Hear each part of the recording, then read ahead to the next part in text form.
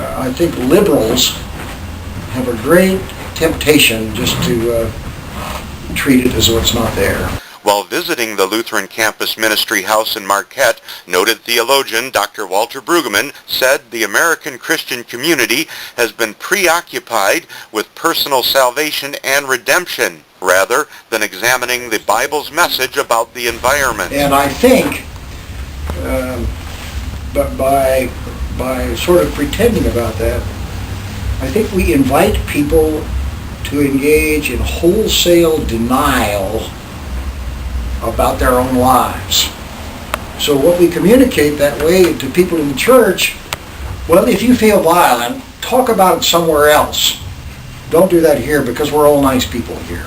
Better to say that we have a long history of antisemitism. And we got to own that. Right. So that I think that good recovery of the Bible is like good psychotherapy. Here are some of Brueggemann's comments at the Lutheran Campus Ministry house. But by and Lutherans are notorious about this too, for not having had a very vibrant doctrine of creation. I guess Joseph Sittler is an important exception to that, but all the fundamentalists who want to talk about me and Jesus and being saved by the blood and all that kind of business, they have no understanding of creation at all. So you would never understand that that our reception of the reality of God also has to do with honoring the earth differently. Those categories have almost been lost in the way the church conducts its teaching.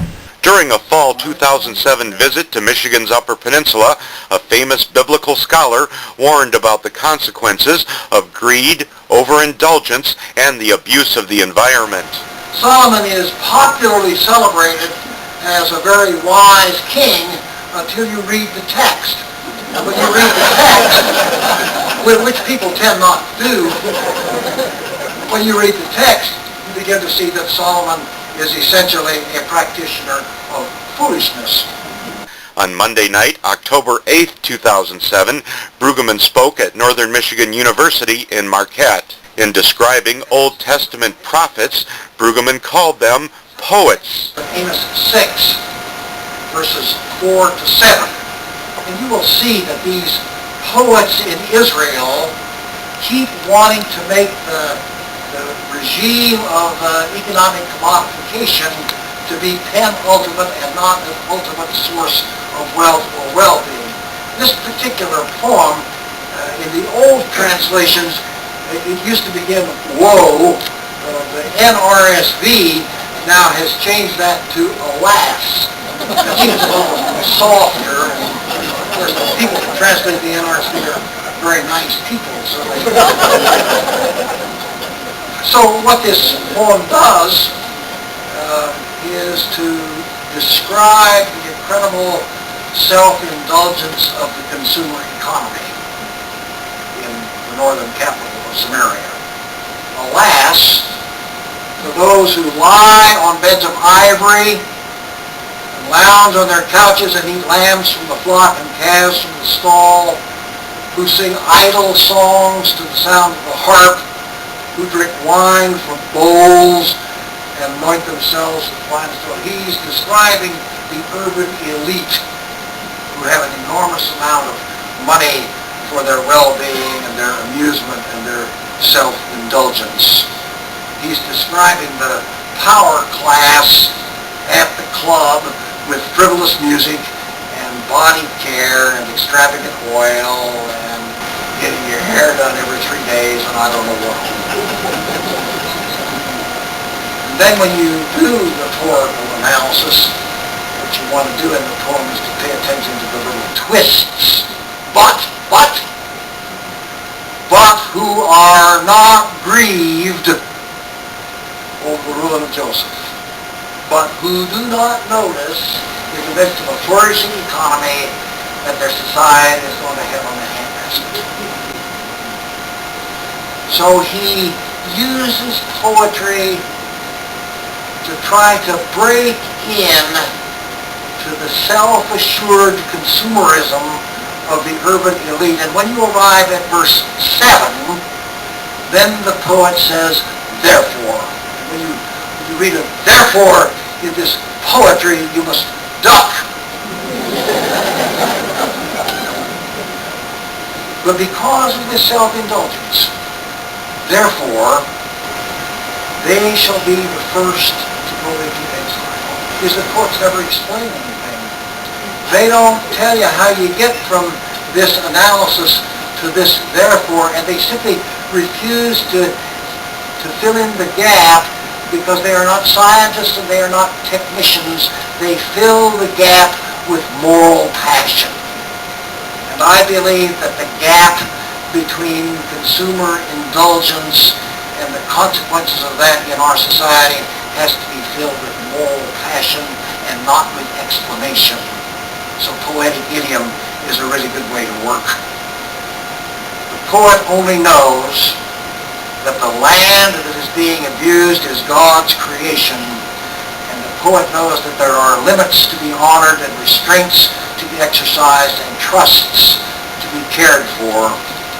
And when self-indulgence overrides limits and restraints and trusts, creation has a way of circling back and bringing death.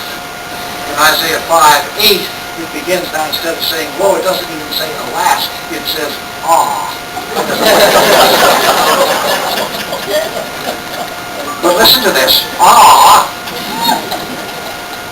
you who join house to house, who add field to field, who is rejectification, exercising eminent domain, buying up the property of neighbors, until there is no one left but you, and you are left to live alone in the midst of the land. Woe to you. An Atlanta resident, Brueggemann, said that one verse reminds him of the cotton plantations of the Old South. That these many houses shall become desolate, large, beautiful houses without inhabitants. Now, I live in Atlanta, so when I read about large, beautiful houses that become desolate without inhabitants, I think of Tara and Gone with the Wind.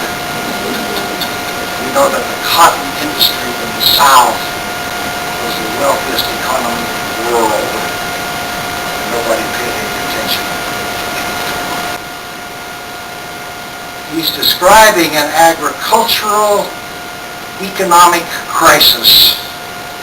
But the text goes on in this poem to imagine that when the land is organized so that it destroys the neighborhood, that the land simply refuses to produce.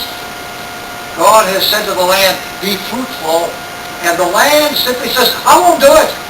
I won't grow anything. So the poem says it will take, we don't know how big these measures are, something like it will take 10 acres of grapes to produce a small measure of wine. It will take huge amounts of land because the land is not going to be fruitful if you continue to acquire and covet. Now, this is not logic, this is not economic analysis, this is poetry. The logic of it is that the Creator will not tolerate the ultimate despoiling of creation. And of course, the connection that the prophet makes is outrageous. It is as outrageous as if a contemporary poet were to say about our society that if you abuse poor people long enough, you're going to evoke a terrorist threat. No poet would surely say that now. Fifth text. I'm not making this up. Brueggemann's talks were co-sponsored by Lutheran Campus Ministry, the Interfaith NMU Earthkeeper student team, and the NMU Departments of Philosophy and English. Also, the Northern Great Lakes Synod of the Evangelical Lutheran Church in America and Bethany Lutheran Church in Ishpeming. I'm Greg Peterson, and you're watching Earthkeeper TV.